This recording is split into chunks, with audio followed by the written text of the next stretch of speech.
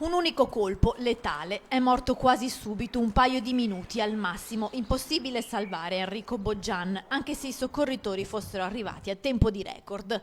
Questo è il risultato dell'autopsia eseguita sul corpo dell'imprenditore 52enne di Selvazzano, ucciso dal figlio sedicenne venerdì scorso.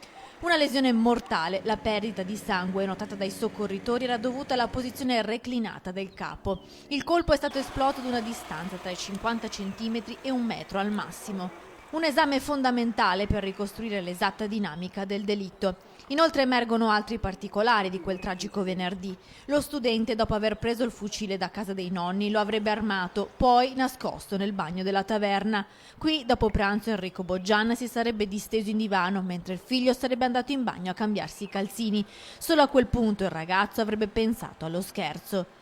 Ieri, dopo l'autopsia, la famiglia ha ottenuto il nulla osta per la sepoltura. La settimana prossima, dunque, verranno celebrati i funerali del 52enne. La data però non è ancora stata fissata. Le esequie potrebbero essere celebrate nella chiesa di San Michele Arcangelo a Selvazzano.